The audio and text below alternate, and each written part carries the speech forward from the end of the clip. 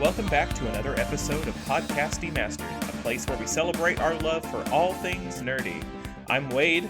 And I'm Chelsea. On today's episode, we will be demastering Pokopia, the Nintendo Switch 2 game. Yeah. Which, super pumped about because I have been absolutely obsessed with it. Like whether I want it to be or not, since it came out. It has taken over, like, most of my free time. It's a problem. It's fallen into that kind of game, like, when I start getting back into, like, Skyrim or, like, Stardew Valley, things like that, where I can just start playing, just happily, just sitting there playing, and then, oh my god, it's time to go to bed. Like, it's just gone. Time just disappears. Yeah, that's that game. Yeah. That is the game. And even, like, I've beaten it. I've completed it all. The story and the Pokédex, I've finished it, and it's still like that. Like, all I have to do is, like, play the game. Like, build and craft and stuff like that, and it's still just...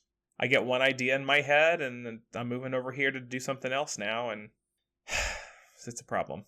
Well, it sounds like a good, fun, cozy problem. I'm excited for you to talk more about this game. I do not have Switch 2. I haven't got to play it, but I have been excited to hear you talk about this game.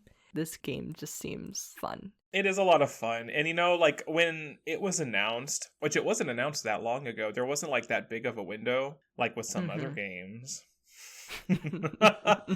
Fill that space with whatever game you're thinking of, listeners.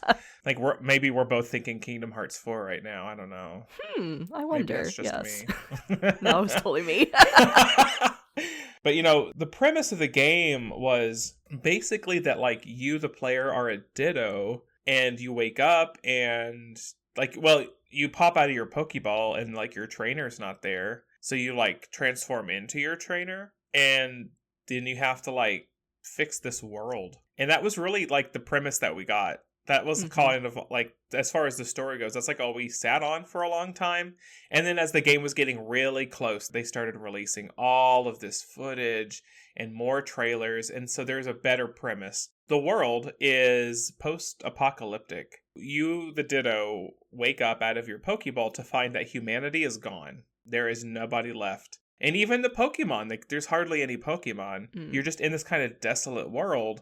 And you meet this Tangrowth who is very Pokemon professor-y, which is, like, super cute.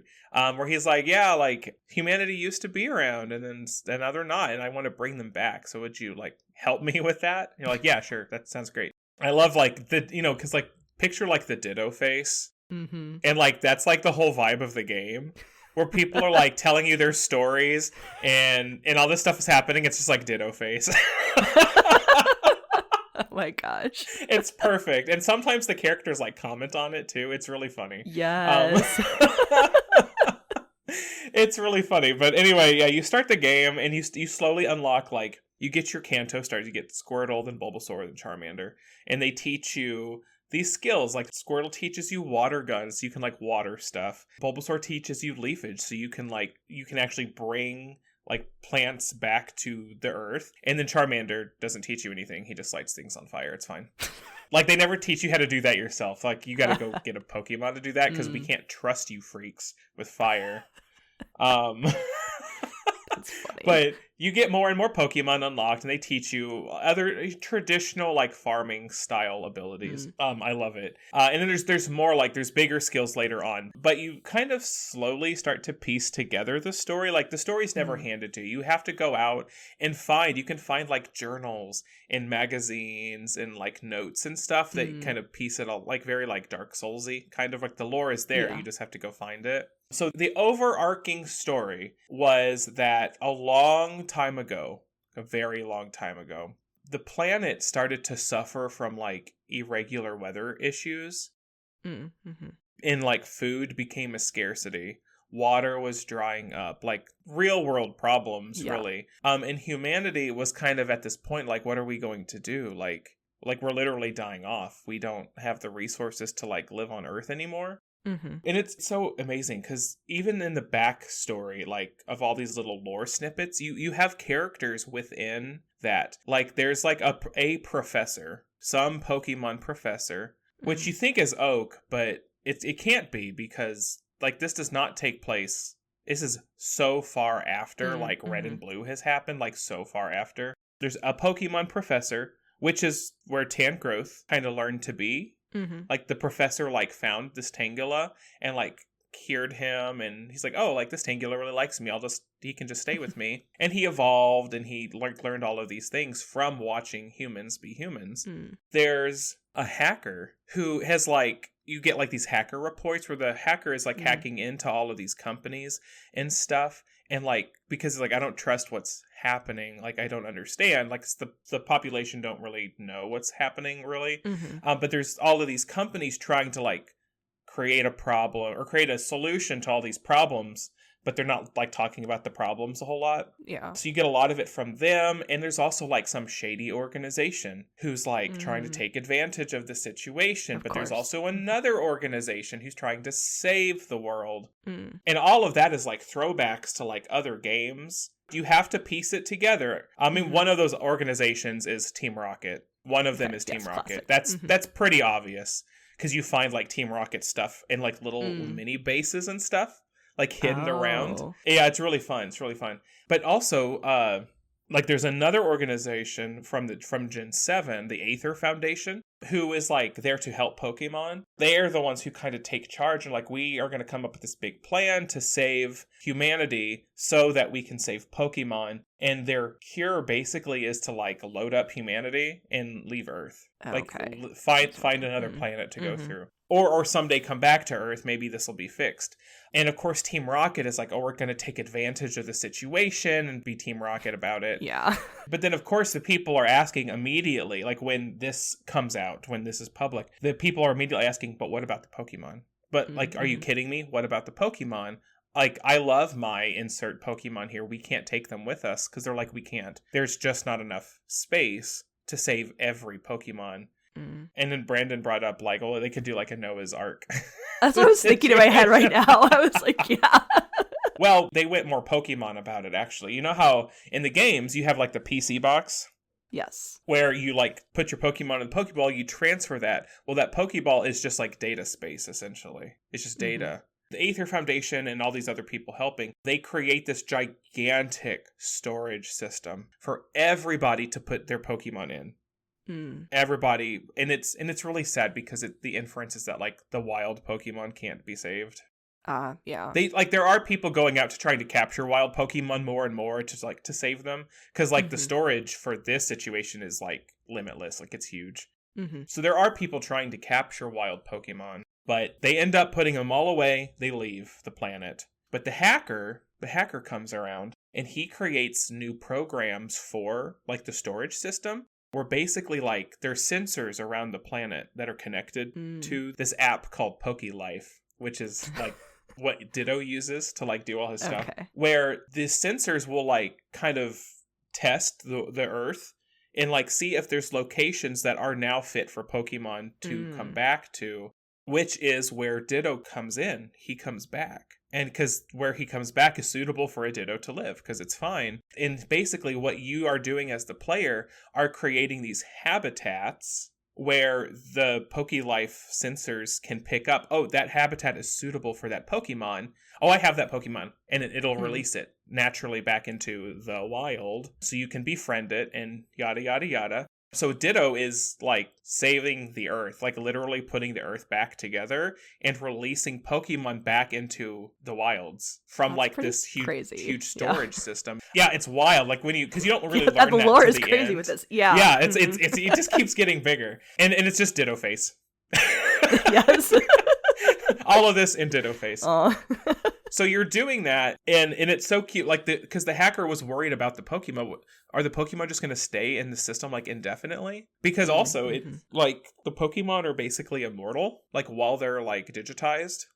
So, like, they'll be okay as long as, like, the system is fine, which they were, like, checking on the whole time and stuff. But, yeah, so you start releasing all the Pokemon back into the wild, and so the habitats just get bigger, the Earth gets better, you're fixing more and more and more. So the whole time, there is this, like a lighthouse in the starting area that is like talking to Ditto, and it, like, a digitized voice, and it's like, oh, like, do you want to be, like, a member of our organization? Like, bring me this. And every time you like clear one of its goals, you get a badge. You get a Kanto badge.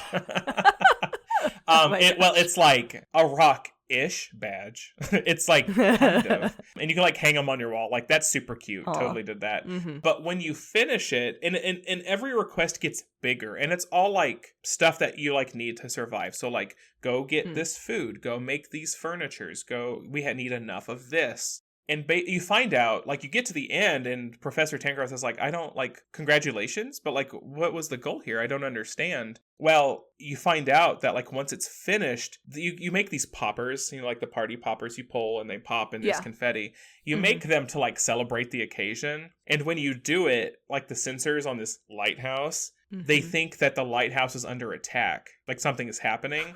And the lighthouse is actually a rocket ship, and, like, flees.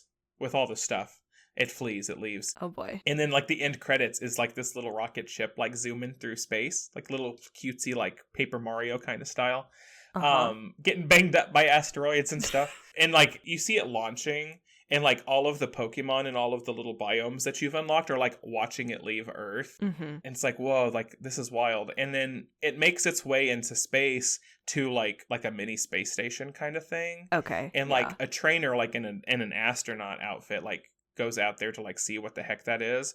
And the very last thing it tells you, it wants you to take a picture. But like a really good picture, a picture that would be used to like show how happy you are, like with your new friends and your environment. And so you make one because, you know, well, that photo is in the rocket ship, and then the trainer like pulls out the photo at the end, and it's like the end. And it kind of infers that trainer is the Ditto's trainer. Which you do get like journal entries from that trainer talking about the Ditto throughout the game. But like also like it's so far in the future. It can't be unless humanity has found a way to like, you know, whatever. Yes, that too. Like it's really, really cute because it's like, oh, the Pokemon are okay.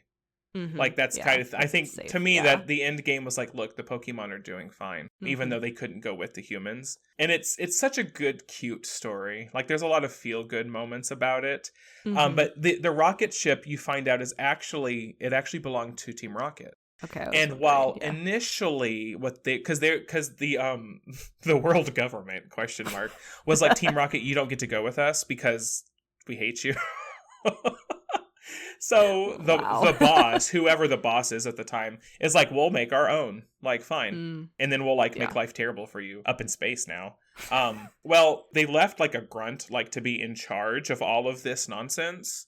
And that's kind of who has been like talking to you via like recorded clips. And then at the end, you find out he actually kind of had a change of heart. And he was doing this all to help humanity, to help save Pokemon that couldn't go with them, or to bring humans who missed out on it for one reason or another. And sent all of these new supplies, sent it to like wherever the humans were supposed to be going, because the Pokemon don't know, to like make sure they have what they need to come back to Earth.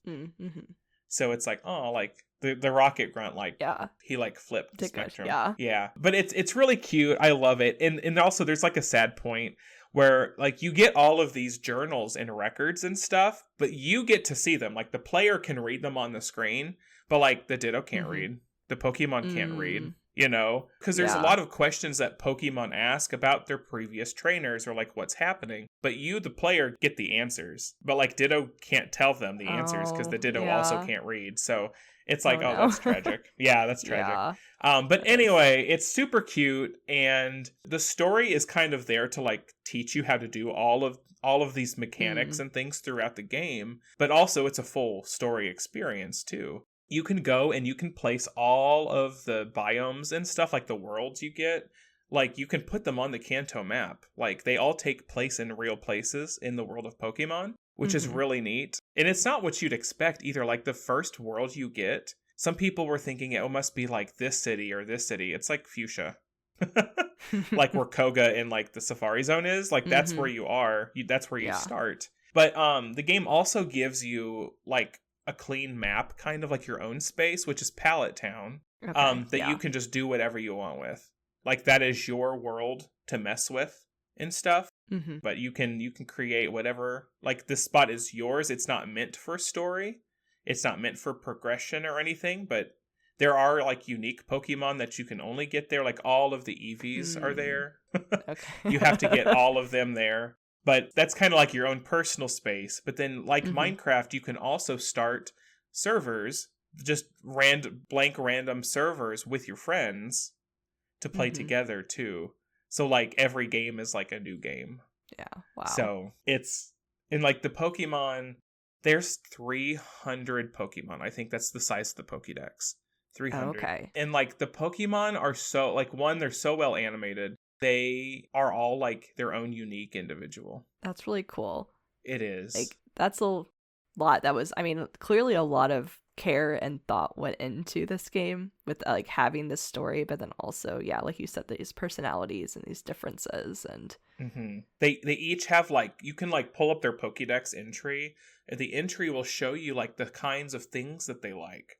The oh, environments they like. Is it humid there? Is it not humid? Is it dry? Is it bright? Is it dark? All of these things to hmm, like as you're like building your habitats in your areas for certain Pokemon, like keep these in mind. It'll increase their happiness, and then their happiness will like kind of like pool together and level up like the world itself. hmm. So like in it all like goes in together, and then based on like how high you level like that area, you unlock new like recipes and items to buy and things like that. You have Hmm. access to like more fun stuff. Okay, yeah. Because you said since you've completed the story and stuff, so are you just working like focusing on like leveling up things and just creating all those Hmm. different environments and Yeah. So like every world has like a world level, and the max is 10. So I'm okay. trying to get every world to 10 so that I have like full access to all the items and all the stuff. So then I can really just go to town and do what I Hmm. want. I did find that if you're like messing with something like redoing stuff, like your level can go down. Yeah. Oh, And then you back lose to square access one. to those things. No. Yeah, you lose Oh access my to those gosh, really? things. Oh wow. Yeah. So you have to be Um careful with what you do. you do. Or like or just make sure you have what you need before Mm-hmm. you do that, and then Yeah, you'll get access to it again probably, that's really but it's interesting. fun. It's so fun. And there's like legendary Pokemon and stuff too. Mm-hmm. Some of them will help you with the story, and some of them are just extras that you can find. Like in Pallet Town, you have to not have to, you can. You don't have to do anything in Pallet Town. You can build these gigantic like shrines for Mm. like Zapdos, Articuno, and Moltres that take Okay. like and like the Pokemon will help you build stuff, right? That you need like little worker bees to do things. Mm-hmm. Each thing needs like a mountain of resources, and then like 15 Pokemon to help build this gigantic, massive structure. Wow. That when it's completed, like that bird will just be there waiting for you, Wow. and it's like, oh, thanks, cool. Um, So. Although like they stay there, I didn't take them out. They can just stay where they're at. Mm-hmm. They're really big, so Yeah. they're Well, fine. you had to build huge shrines for them. They can just stay there. Yeah. They literally have a place. It doesn't Yeah. like act as their home. Like Oh. they're kind of homeless Pokemon, which is the thing. They get Mm. Pokemon. They can be homeless, and they will get mad at you. They will like lower. They will lower that world level down. But the birds, no, the birds are fine. Like you can move them somewhere else. But Okay. like they don't have like a home that's marked Mm-hmm. as theirs. They're just happy to be in the shrine, and it doesn't hurt Okay. either way. So Interesting. Yeah. yeah. Do you have any questions about the game that I can answer? Oh gosh. I mean, so what are some of your favorite Pokemon to Oh interact my with? gosh. Okay, so in the game, you can have up to 5 Pokemon like run around with you, Okay. which is neat because it's like funny. It's like, oh, I have my team of Yeah. 6, like Usually, including yeah. Ditto. Um, you could have 5 of them run around. It's like you just like run in a little straight line, like all over the Oh my place. gosh. But also like every single Pokemon like can do things for you. Mm. Like grass Pokemon can like upgrade your farming. Okay. Like things can be harvestable faster. Fire Pokemon will obviously like if you have like torches and stuff around, they'll like light the stuff on fire. But you can also like smelt metals and like create Mm. brick out of clay. They can do all these things. And water Pokemon are kind of like the most useless because they can water your plants. They can, but it's annoying sometimes. Like I'd rather just do it Oh. myself. Okay. Or you can create situations where you don't even have to water it. You can make them like self-watering, which is what I do because I don't have time for that. Yeah. But water types are also my favorite. So I often have water types running around with me, like the Squirtle family. All of the Poliwag families in the game. Aw. And when I found Poliwrath was Politoed was the first one that I came across, and I about fell out of my chair because out of the Polys, Politoed is my favorite. Oh, okay. So he was my BFF for a long time. Like, he lived in my house. Like, he was there with me. But then I eventually unlocked the others. So I made them all this cute little house, like, behind a waterfall. Like, I ate it up. In the footage that you'll see, like, Espeon is running around with me. Espeon is my favorite evolution, so yes. He went on my little tour that I did. Also, there's a lot of amazing electric Pokemon. I like electric Pokemon a lot too. They put like the Mareep family, the electric sheeps. Oh, okay. Yes. So like when I finally unlocked Ampharos, like the final evolution, he was with me a lot. Plusle and Minun can go to hell because they took so long to unlock. Do you know those two? No, I don't. They are like Pichus, but they're like red and blue because they have this plus and minus kind of thing, like magnetism. They're like literally like Pichu clones, except they're different. Like, their ears are different colors. Their cheeks are different Interesting. colors. Okay. Yeah, they suck. I hate them. Gengar can suck it too, because he was the last one that I unlocked, and it took, I just got him the other day. Okay. It took that long for him to, like, finally get to his stupid environment, and I was so mad. Because I've had it set up forever. Like, since not quite since the game came out, but not much shorter than that. And he just never wanted to show up. And then he did. And I was like, oh my god. I had set up like one habitat in like every single like location that he can spawn in. Oh. But I finished that and life was fine. But I have a lot of Pokemon that I would always just like, oh, I see you. Come here. We're going on an adventure. That's cute. But you can also like, because traversal gets a lot easier in the game. Ditto can transform into a Graveler to like roll. Faster, like kind of like your sprint. He can transform into a Lapras to swim. And then a Dragonite to glide. Okay. And then in the end game, after you like send the rocket ship into space, it's really funny. You find like you jump into like the hole that it creates, and it's like this rocket base. And there's like this little Magnemite who's literally just like looking around like, what year is it? Like, where have I been? He's so like traumatized. Oh my gosh. And he's just like, I don't know who you are or what this is, and I've been here for forever, but can I have a house, please? And you're like, yes. So you make him a house, and he teaches you how to transform into a Magnemite. And then from there, like, the Magnemite mode is kind of like God mode. Okay. You can fly. You can use his little zappies to, like, get rid of bricks, to build bricks. Like, you can build and demolish a lot faster. And also, like, in huge chunks, you can, like, put, like, a 3x3 grid of blocks down, like, immediately. And, like, move on. So, like, transportation gets easier. But when you have a lot of Pokemon running around with you, they can get sad sometimes. Because you can, like, abandon them. And they can't, like, they're like, I don't know how to come with you. Oh, my gosh. So they'll just, like, okay. And they'll just, like, leave. They'll just, like, wander around. They'll get sad. If you're gone long enough, you'll come back and they'll be like, where did you go? Oh my gosh. They're like, we thought you weren't coming back. Yeah, like you just ditched me, dog. What the heck? That's so funny. Wow. It is. So right now, I don't often have Pokemon with me because I'll feel bad. I'm like zipping around real fast everywhere, and they're like, wait, like, wait for me. They're Pokemon. They all have different movement speeds and methods of travel. So sometimes they're fast and they'll keep up with me, and sometimes they're like, you like look back and it's like, I don't know, something that just moves so slow, and they're like, wait for me, and it's like an inch by an inch. And you're like, I don't have time for that, sir. That's really funny, but also just the detail into that, because all Pokemon don't move at the same speed. Yeah, they don't. They really don't.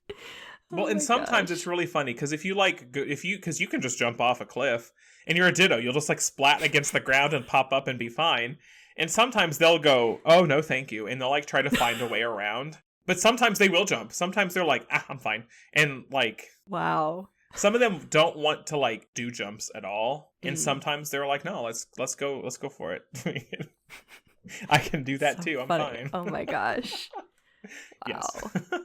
I think another question I'm curious about too is, so what are you currently working on in the game right now? Oh my gosh. So once I finished the story, I went to like my palette town, because you get to like rename it and make it truly your own. I went and really just started to like put together like a layout of like this cute little town, so I could start getting Pokemon in proper houses. Like, that was the thing. Like, I need to get them in houses and not, like, literally in the boonies. Just a field of grass and it's all Pokemon. And so from there, I kind of went from, like, world to world. And I was like, okay, the vibe here is this. So I'm going to, like, create some stuff. I'm going to do a lot of, like, landscaping. Again, just kind of map out how I want things. And I'll get Pokemon in actual houses. And then I'll start creating, like, more aesthetic environments and stuff like that. That's kind of what I've been doing, like, slowly but surely. Like, there's a beachside town, like, which is like your second world. Yeah. I spent a lot of time there building up houses, and in some areas there's like space where it's like, there obviously used to be a house here. You should finish that house, and you can if you want to, or you can like create a crater and do what you want. And so I loved doing the beachside town because it was very aesthetic, you know, like there's different textures and colors and roofing styles that you can play with to actually make it look like it's like a town that Pokemon are actively living in, like people. Wow. I made a little pool by my beach. I put like a shop by that. I did all of these things that made it look very livable, really. So that's really what I'm doing now. I'm just making things look cozy and livable, and I'm trying to like max out my areas. Yeah, that's nice. It is. And I still have things to unlock. There's like hairstyles and outfits and stuff that are based off of like characters and stuff from the games that you can unlock. And I have not found all of those, because a lot of it is just like random. It's not like a place you can go to and just pick it up. Some of it is, but some of it is just random. You have to like go to the correct like randomly generated island. There's like resource islands that you can go to every day, and they're like they're procedurally generated, and sometimes those unlockables will be there and sometimes they won't be. So I still have things to do within the game, slowly but surely. Yeah. Very cool. Any other final notes about Pokopia? I am so happy that they decided to try a game like this, and like the success of this game, like both in like critique and like player count and stuff, was tremendous. And I hope that they continue. Not like, I don't need like a Pokopia 2 anytime, because this is a game that they can just add expansions and DLC to, and they can make this specific game go on for forever, because they are doing events. They have added like extra Pokemon 2 already. It's not very many, but they have shown that they're going to do this. But I hope that Pokemon keeps making that decision to like try something else. Try something new. Yeah. Because like, I think this is the highest reviewed game in Pokemon history. I think that's it. I haven't checked in a while, but like the week after it came out, it was like the highest rated Pokemon game ever. Wow. I want them to keep trying new things. And also it's about time they tried something like this with Pokemon. So yes. Right around a big anniversary. So there you go. Oh my god, I know, in the 30th anniversary, like, wild. Yes. And also they didn't make this game completely themselves. They outsourced it to the team that did like the Dragon Quest Builders games, which I found out about like right after the game came out, which it's obvious that they helped, because those are such amazing games. And like, I'm not a big Dragon Quest person, but I loved Dragon Quest Builders. It's very similar, like block style, crafting, gathering. There's a lot of combat in that game, but that's fine. I just want them to keep putting stuff out there, trying new things with new people, and just really I mean, it's Pokemon. You can't go wrong. You really can't. Yeah. All right. Nice. Well, listeners, but I think that'll do it for this episode. And that's it for another episode of Podcast Demastered. If you enjoyed hanging out with us today, don't forget to follow and subscribe, leave us a review, and tell a friend. If you have an episode idea, send us an email at demasteredpodcast@gmail.com. You can follow us on YouTube, Instagram, Blue Sky, and Facebook @PodDemastered. Thanks for listening, and tune in for the next time we demaster our favorite things on On Podcast Podcast Demastered. Demastered.